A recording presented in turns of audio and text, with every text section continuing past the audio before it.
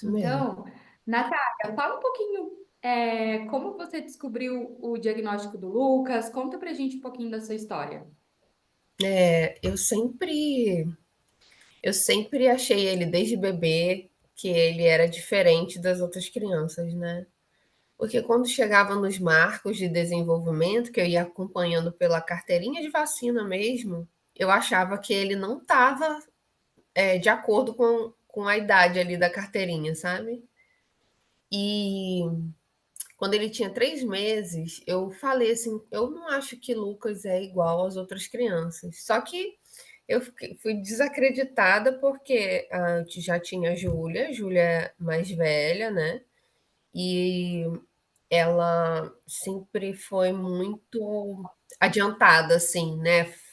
Falou muito cedo, então ela era muito comunicativa, né? E, e as pessoas achavam que eu queria comparar os dois, assim, como eu tinha e as pessoas diziam que menina era muito mais à frente dos meninos, enfim. Aí tinha toda essa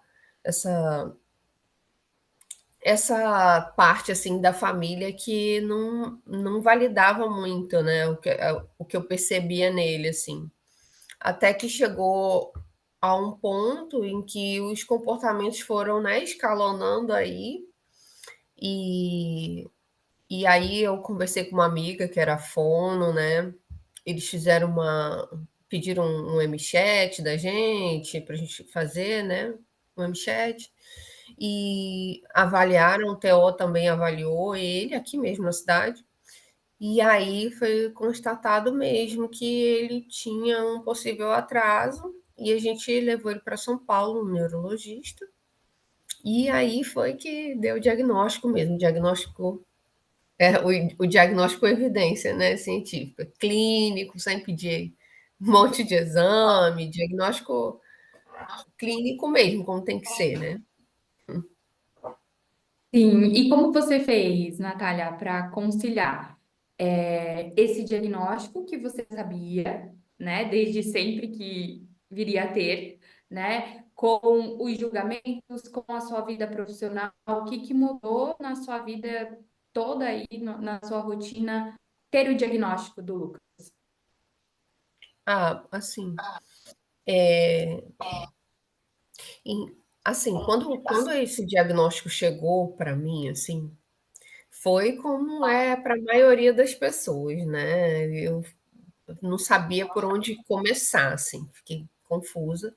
Mas logo no início eu já comecei a ler artigo, porque eu já tinha o costume de ler artigo pelas questões da odontologia mesmo, né? E eu sempre atendi criança desde a faculdade, sempre tendenciei para esse lado, né, da odontopediatria. E para mim, assim, era muito simples observar as outras crianças e comparar conforme eu fui estudando para o autismo, né? Conforme eu ia lendo as coisas, conforme eu ia fazendo os cursos, eu ia introduzindo aquilo na minha vida profissional também, né?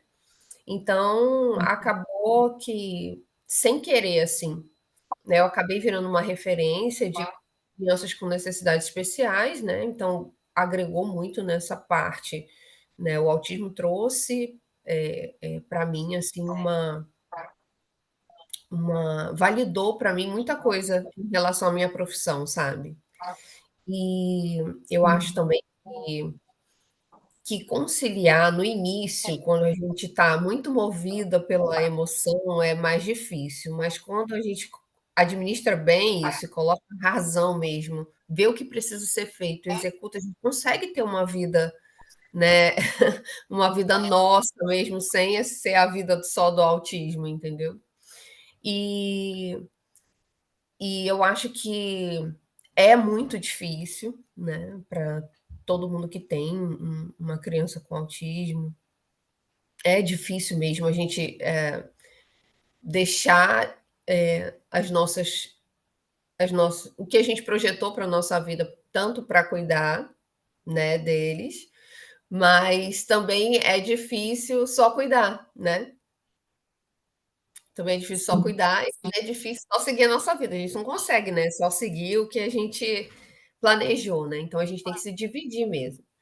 E quando o Lucas E fazia Denver, que era mais pesado assim, né, no início, né, do tratamento, era mais puxado. Então, eu estava no meio de uma especialização, então eu não podia largar tudo assim, né, eu não tinha como eu largar tudo. Então eu sempre dividi, né, e procurava nos momentos que eu estava em casa estar com ele integralmente, né, porque tinham demandas do Denver que eram minhas, né, não era da terapeuta, né. Então, eu procurava, assim, sempre quando tivesse em casa, sempre estar em casa por inteiro. E até hoje é assim. Muitas vezes eu chego do consultório e eu deixo meu celular dentro do carro e eu vou dar atenção para eles. Depois que eles vão dormir, eu pego o celular, sabe? Porque se ficar sim, perto, a gente acaba pegando para responder uma coisa e aí fica ali, né, no celular, mexendo, resolvendo coisas que. E acaba deixando de dar essa atenção que é necessária. Então é mais ou menos assim que eu me divido, né, não é assim, eu sei que para outras pessoas, né, deve ser mais difícil, né, que cumprem carga horárias, enfim, mas foi mais ou menos sim. assim, porra, a questão. Eu vejo que a questão é lidar com o desequilíbrio, né, Natália? Porque se a gente É, procura muito equilíbrio, a gente acaba se perdendo um pouco, né? isso. E como foi, Natália, lidar com as outras crianças, lidar com outras mães? Isso foi uma pergunta que chegou bastante, assim. Quando você recebeu o diagnóstico, ou mesmo agora, assim, né? Como que é lidar com as outras crianças e outras mães, assim? Em relação ao diagnóstico mesmo? Isso, o Lucas ser diferente, a Lucas pensar diferente, né? E muitas vezes em festas de aniversário ou mesmo na escola, né? Uhum. É, assim, Como é e lidar com as outras pessoas, assim? como o Lucas é nível um, né, de suporte. Então, e como ele tem muita desenvoltura, sempre falou muito, né? Então as pessoas desacreditam que ele tem alguma coisa, né? Até ver algum comportamento diferente, assim, né? Então, assim, inicialmente, para mim foi difícil no sentido de fazer as pessoas acreditarem que ele tinha mesmo, sabe? E validarem aquilo e suprirem as necessidades, né, dele. E graças a Deus, assim, Lucas sempre teve amiguinhos. Ele nunca teve esse problema, assim, de social, assim, né, de estabelecer uma comunicação com os pares. Ele sempre conseguiu ter essa voltura. No caso dele é exacerbado, né? Não é que ele não tem, ele tem até demais. Então, assim, em relação a outras crianças, foi tranquilo, assim, sabe? Porque as crianças passaram a saber da condição, né, dele e tem todo um cuidado. Muitas vezes as crianças elas são muito, muito, infinitamente mais empáticas que os adultos, né? E no caso do Lucas foi bem assim, sabe? Lógico, existem outras crianças que não o compreendem, né? Que tentam ali tem a percepção de que ele é bem inocente, assim, e tentam, né, passar a perna nele mesmo, tem esse lado, né? Mas a gente vai tentando se adequar, né, na verdade, assim, em relação a essas coisas que vão se apresentando para a gente durante a vida, né? Porque é aquela questão, ele foi gerado, né, na minha barriga, já veio com autismo, e o autismo vai ficar a vida toda, isso não vai mudar. Então, cada etapa da vida dele vai ter um desafio, né? E a gente vai sempre Uhum. buscar conhecimento, né, para a gente conseguir se adequar direitinho, né, em relação ao que vai aparecendo. Tá, legal. Natália, na escola, qual é o maior desafio que você tem como mãe? Na verdade, hoje a escola é o maior desafio, né? A escola é o maior desafio porque frente a tudo que ele passa, né? As pessoas têm muita, as pessoas sabem da condição dele, mas tem um certo capacitismo também que ele mesmo percebe, né? Percebe o capacitismo das pessoas em relação até a outros colegas que têm o TEA também, né? Que tem o autismo. Mas assim, o maior desafio que eu acho não é nem na parte do aprendizado, é na parte das relações sociais dentro da sala, sabe? Porque a escola, ela ainda tem essa percepção de que a criança, ela tem que ser mediada só nas tarefas. E a criança, ela não tem que ser mediada só nas tarefas, ela tem que ser mediada em todas as relações sociais dentro da escola, na hora do recreio, quando ela se encontra com crianças mais velhas, quando ela se encontra com crianças menores, né? Então, a escola tem que viabilizar essa comunicação, né? Viabilizar esse esse contato, né? Melhorar o contato social da criança, tanto com as crianças que estão na sala, quanto com as crianças que não estão, né? Então, não é só a parte do ensino em si, né? Não só adequar o ensino. E hoje em dia as escolas ainda estão voltadas muito, assim, principalmente aqui, que é um lugar remoto e eu acho, assim, atrasado em relação à educação, né? De crianças com necessidades especiais. E o que acaba acontecendo é que eles acabam deixando muita coisa de lado e não aproveitando o que tem que ser aproveitado, sabe? Porque eles estão muito preocupados em jogar o conteúdo ali, sabe? E a escola não é só conteúdo, né? A escola não é só para aprender matemática e português, né? Para eles ali é um ciclo social onde eles podem aprender inúmeras coisas, assim. Ali é uma oferta de, de ambiente terapêutico, assim, sabe? Então, a escola poderia administrar isso melhor, sabe? Essas relações sociais deles, aproveitar as habilidades que eles têm, valorizar as habilidades que eles têm, né? Para que eles tenham um maior aproveitamento até da matéria mesmo, porque quando você valoriza, eles se sentem mais capazes e aí, né, eles aprendem mais, né, se sentem mais motivados. Então, eu acho que é mais ou menos por aí. Sim. E se você, Natália, pudesse, né? Você virou referência aí em Cruzeiro do Sul. Eu sei que tem muitas mães que te buscam, né? Para entender. Então, observando assim, né? Essas questões de atraso nos seus filhos. Que dica você geralmente dá para essas mães? O que que você geralmente fala para uma mãe que vai te buscar assim, aflita?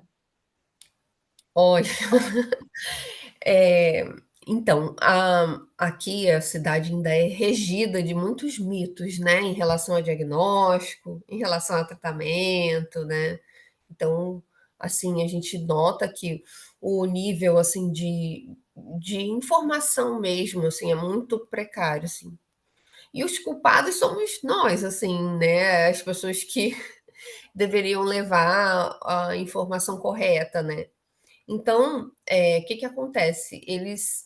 As pessoas acabam acreditando nesses mitos, nessas questões que são levantadas, assim, de muitos exames para diagnosticar o autismo, elas passam anos presas nesses exames, né? Ou então a mãe até acha a criança diferente, mas o pai ali não aceita.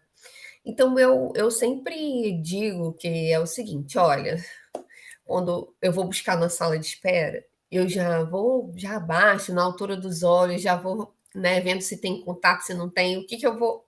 Até levar a minha sala, eu já vi muita coisa, né? Até a criança deitar e me mostrar dente, eu já vi muita coisa. Então, geralmente, eu abordo os pais: olha, eu notei que o seu filho, né, deveria estar nessa idade fazendo isso, isso e isso, porque é bem delicado. Se vocês falar, ah, eu acho que seu filho tem autismo, você vai cair num, né, vai ser um choque e você acaba perdendo até o paciente, né? Então, ó, eu notei que né, nessa parte, né, não está fazendo isso, deveria estar fazendo assim, não está fazendo. Então, né, isso mostra para mim que tem um atraso no desenvolvimento. Eu falo atraso no desenvolvimento porque é mais fácil a aceitação, né? Não tem aquele peso do autismo, né? Então, eu faço um encaminhamento, né, para avaliação com neuropediatra ou psiquiatra infantil, e faço encaminhamento para neuropsicóloga também para fazer os testes, né? E eu sempre digo, né? Se a criança estiver dentro do Denver ainda, né? Se a criança puder fazer, for, né? Novinha ainda, né? Se for bebê, aí eu já falo alguma coisa que tem esses métodos, né? Eu sempre indico os cursos do Tiago Lopes para as mães fazerem, porque ali é um recurso que assim a gente aprende a lidar com eles dentro de casa, né? Porque aqui ainda tem aquelas terapias que os pais não participam, que não tem devolutiva, que, né? O que é aprendido ali naquela uma horinha é desaprendido na primeira hora que está com os pais, né? Então a gente sabe disso, né? A gente sabe que isso acontece. E assim, eu sempre faço isso, eu sempre faço os encaminhamentos, sempre dou algumas orientações, né? Às vezes, quando é uma criança mais velha também, aí eu já faço o encaminhamento neuropediátrico, porque a gente está precisando de um mediador na sala, aí as questões já estão mais, né? O negócio já está mais apertado, né? As questões assim já estão mais evidentes, né? Mas mesmo assim, tem muitos pais que notam ali que a criança é diferente, mas quando se fala em autismo, aquilo é um tabu, assim, sabe? Parece Sim, que ainda é, ainda né? é, pois é. E eu muitas vezes eu falo: "Olha, meu filho também é, e tá tudo bem", né, assim, né, quando elas caem em si mesmo. Às vezes vai alguma avó, assim, e fala comigo bem baixinho, como já aconteceu 2 vezes, 2 avós falam: "Eu acho que ele tem autismo", sabe. Aí eu faço assim, né, porque a mãe nem ouvir essa palavra, sabe. Então, assim, eu sempre procuro orientar da melhor forma possível, né? Mas sempre eu sempre falo tudo assim baseado em evidência científica. Jamais eu indico um tratamento ou indico um profissional que trabalhe de uma forma que a gente sabe que não é a forma correta, né? Então eu sempre faço dessa forma, assim. E com isso, assim, eu tenho me assustado, né, com o número de crianças que tem, né, aqui na cidade, né, para é bem assustador, acho que cabe até uma pesquisa, assim, né, porque à medida que o tempo vai passando, né, a gente olha o grupo de amiguinhos, nossa, tem uns 5, o grupo da escola, tem sabe, uns com diagnóstico, outros sem. E eu sempre falo Sim, também para as mães: olha, o diagnóstico vai ser só uma folha de papel dizendo o que ele tem. Então, corre atrás. Se ele está atrasado, corre atrás para que ele se adeque, né? Para que ele não tenha problemas sociais depois, né? É já isso. tá ali, né? Outra pergunta que as mães fazem muito e também chegou aqui, Natália, pra gente foi como lidar com a falta de rede de apoio. Você tem Hum, rede de apoio aí? Como não, é que é isso pra não você? tenho. Né, eu não tenho, nunca tive, na verdade, assim, né? Sempre foi, sempre sempre foi eu, assim, bem sozinha mesmo, assim, né, meu marido trabalha muito, e assim, nem todo mundo tem. Eu vejo que tem mães que são, né, mães solo, né, que têm filhos, têm, né, às vezes 2 filhos com TEA e nunca foram diagnosticadas e não tem mediador e dão problema na escola e, enfim. Então assim, a gente ora, né, e pede para Deus manter a gente forte ali naquela rocha para poder ir em frente. E lógico, tem os baques, né? Quando acontece alguma situação que desestabiliza a gente, né? Assim, me desestabiliza, né? E eu faço terapia, então eu levo para terapeuta, né? Para me ajudar a administrar aquilo, né? E não se tornar uma coisa tão assim tão grande, mas para quem não tem rede de apoio, realmente é muito mais difícil. Para quem tem, valorizar muito, né? Porque é tão difícil assim ter pessoas à sua volta que estejam dispostas a auxiliar e auxiliar de forma correta, né? Porque se auxiliar de forma errada também não é pior, né? Então tem que ser um apoio muito muito bom, assim, né? E eu acho importante, muito importante, uma rede de apoio. Tudo que uma mãe quer é ser acolhida, né? Porque a sobrecarga, né, na mãe é muito grande em relação à criação dos filhos, que é o papel da mãe mesmo, a educação, né? Passar os valores e tudo, né? É um papel não só da mãe, do pai também, mas pega mais é para a mãe mesmo, né? E hoje em dia, do jeito que as coisas estão, né? A mãe tem que trabalhar, tem que apresentar os resultados, tem que cuidar da casa, tem que tirar a carne para congelar, para descongelar, né? Para o dia seguinte. Então, todas essas demandas que parecem, né, simples, né? Mas que no final do dia virou né, um fardo muito pesado. Então, assim, valorizar, né, quando tem, assim, a rede de apoio, e quando não tem, é colocar a máscara de oxigênio primeiro na gente, né? Porque quando o avião está caindo, a gente tem que primeiro respirar oxigênio e depois a gente põe na criança. Então, se você não estiver bem, seu filho não vai estar bem, né?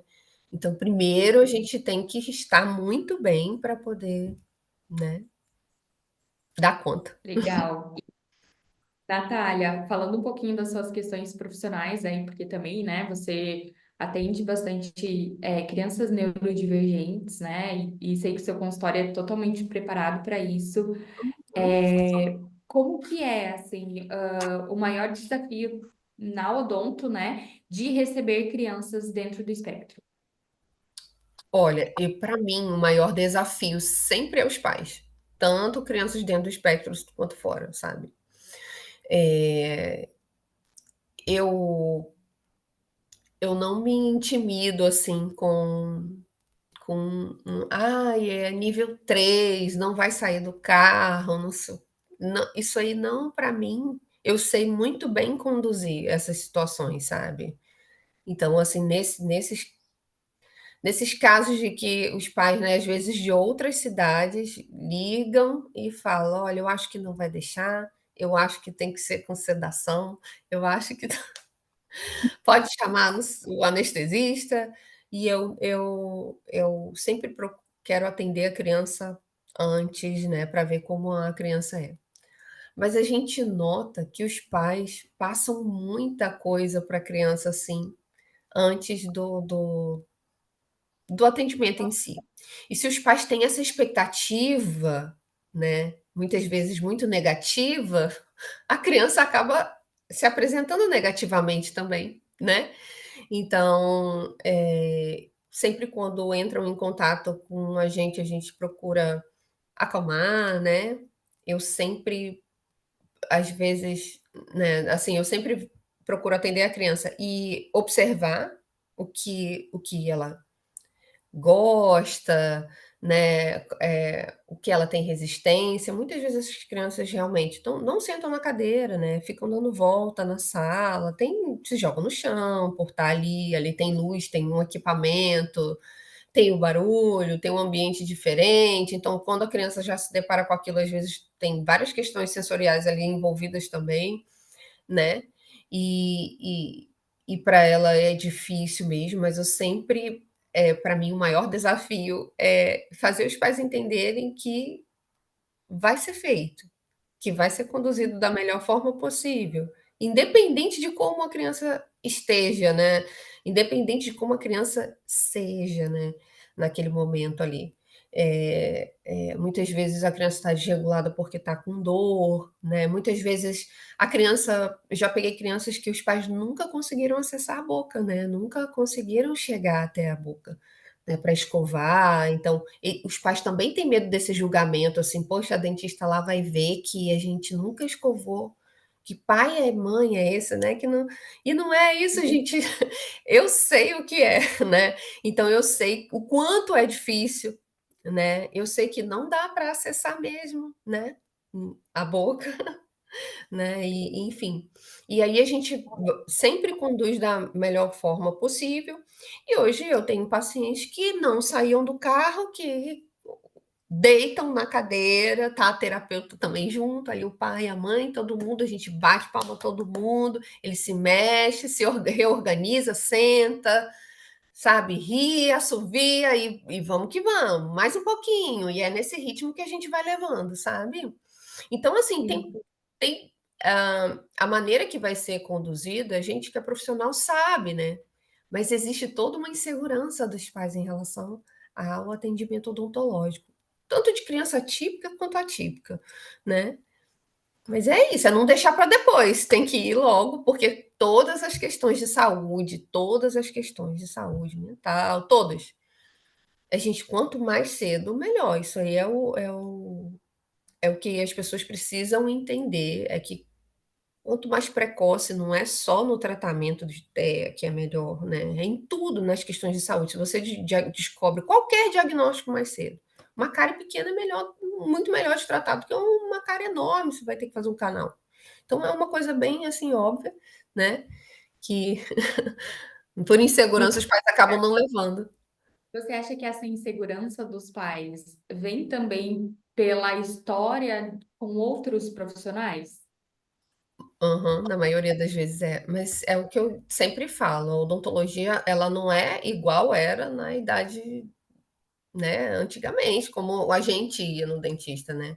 Hoje em dia as coisas evoluíram muito, né. Os equipamentos são mais rápidos, você consegue fazer as coisas mais rápidos, os produtos são melhores, toleram mais saliva, então você consegue fazer com uma criança se mexendo, né, que aquilo ali não vai quebrar, não vai cair, entendeu.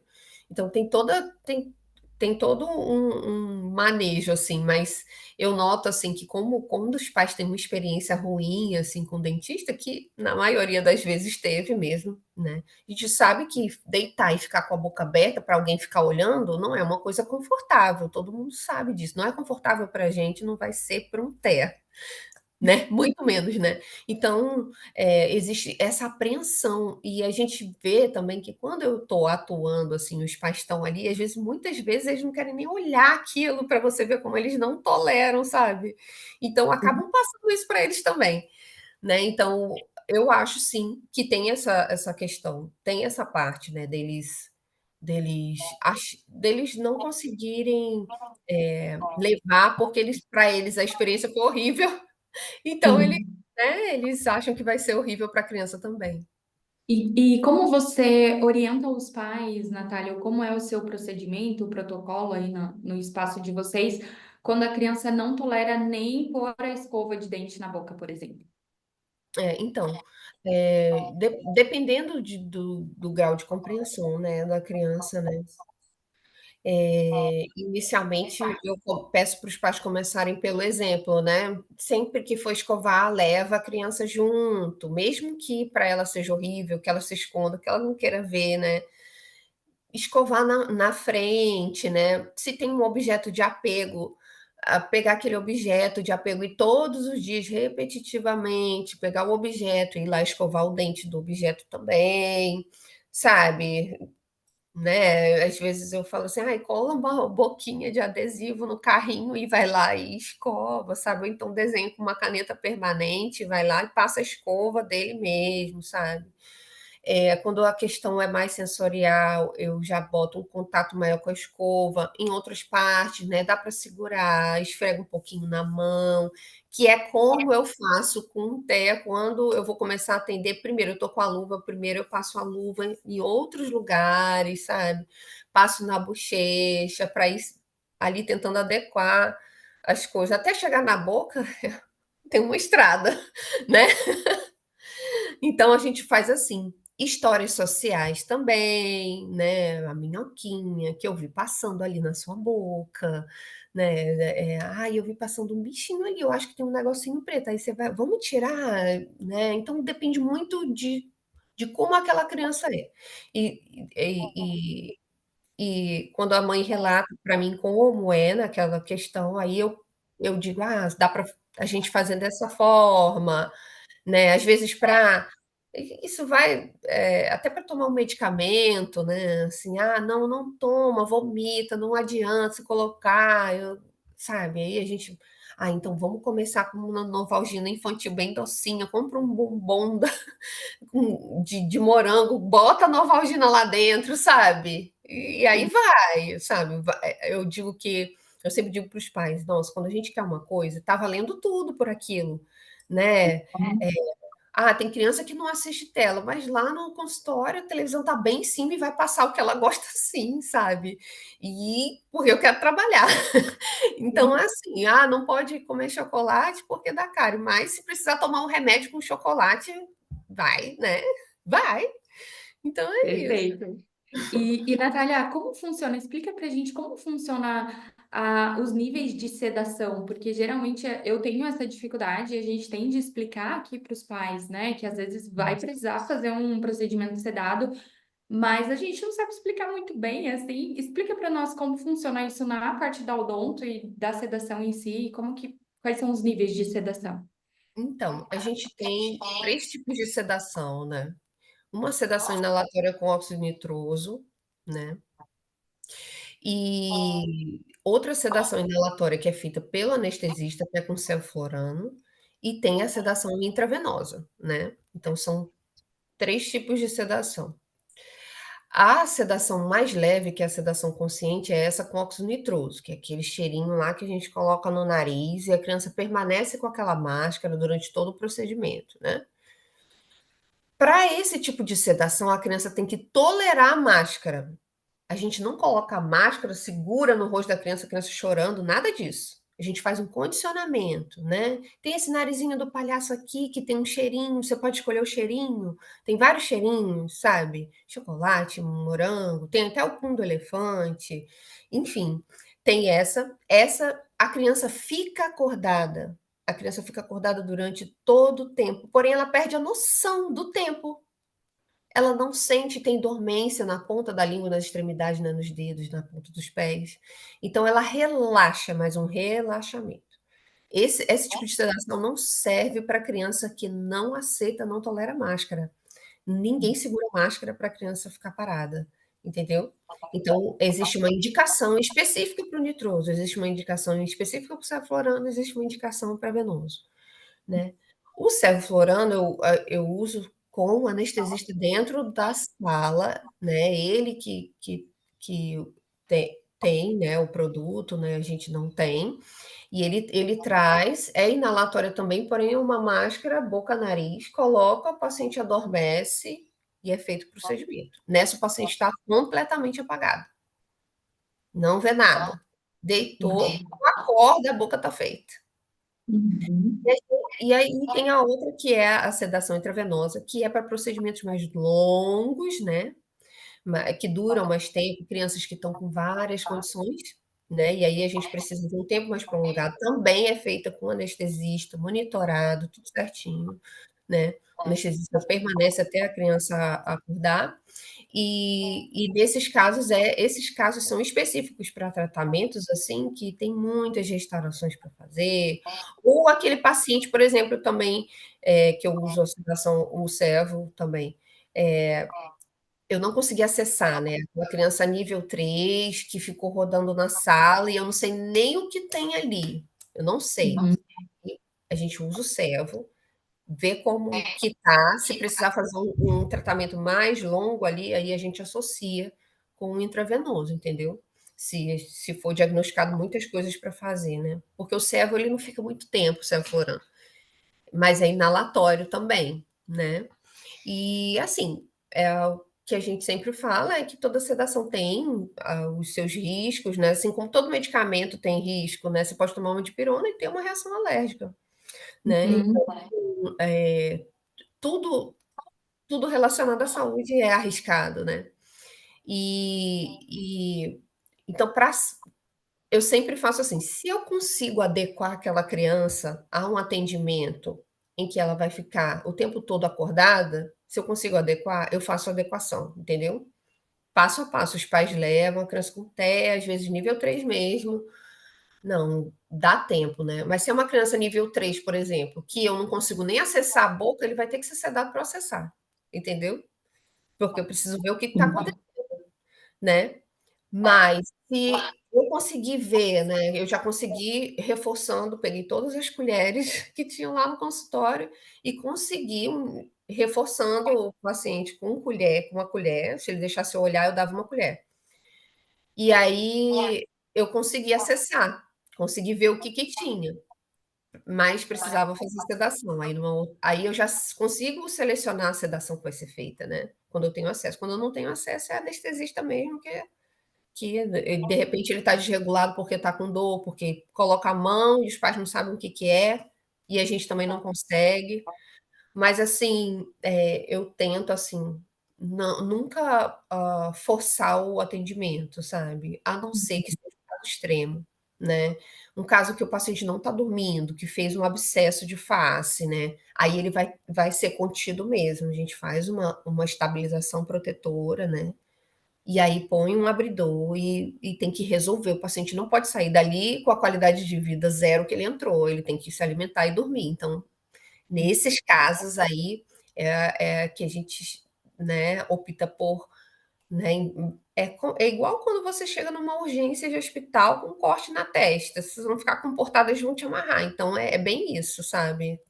Então assim, existem vários critérios para que a gente chegue até, né, um atendimento, assim, que seja adequado para cada caso, sabe. É bem Tá, assim. tá. E onde você aprendeu tudo isso, Natália? A faculdade te ensinou isso? Não, não, a faculdade não me ensinou nada disso.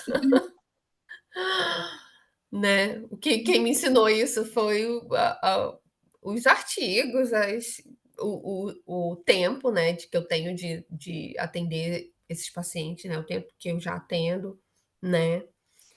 Hã, todo esse manejo, né, com o paciente com necessidades especiais, eu fui adquirindo com o tempo mesmo e lendo né, às vezes a criança é típica, mas tá ali com um transtornozinho de processamento, né, tá ali um negocinho, né. E a gente vai colocar o dedo aqui, a criança já se contrai toda e aquele choro desregulado. Então até o choro a gente consegue saber se é um choro de desregulação, se não é, sabe. Conforme o tempo vai passando e com o volume de atendimento, né, eu tenho um volume de atendimento bom, assim, né. Uhum. Então esse volume garantiu experiência também, porque mas a gente acha que já viu de tudo, sempre tem uma novidade, né, sempre sempre aparece um negócio que a gente não viu Não ainda. dá para parar de estudar, né, Natália? Não dá. Sempre vai ter uma coisa nova. É, sempre uma coisa nova, assim. E a minha consulta é uma consulta, inicial longa, né, que é existe esse questionamento: "Poxa, dentista cobra consulta, né, tem isso também. Ah, né, porque a maioria não cobra, né, realmente, mas, eh, dentro dessa consulta, vai ali o encaminhamento para o otorrino, para o neuro, né, então, é por ali que eu traço a estratégia de atendimento da criança, é por ali que eu vou saber qual é o desenho que ela mais gosta, que vai passar na tela, é por Uhum. ali que eu consigo trazer para a gavetinha de presente o que ela gosta. Pô, é um dinossauro, então vamos reforçar ele com o dinossauro, entendeu. Então, antes daquela criança voltar, daquela primeira consulta, eu já destrinchei tudo que eu vou, conseguir fazer, né, tudo que eu vou conseguir conquistar com ela, se eu conseguir fazer da forma que agrada ela, sabe. E Perfeito. e é bem E é bem assim. No meu prontuário já tem o desenho que mais gosta, o que que mais gosta de brincar, né. E muitas vezes lá os pais até sabem que a criança tem TEA, mas não colocam no prontuário, sabe. E aí a gente vai buscar na sala de espera, eu, né, já li o prontuário, mas não, né, e não Por foi que não me contou, né? porque não me falou nada, né.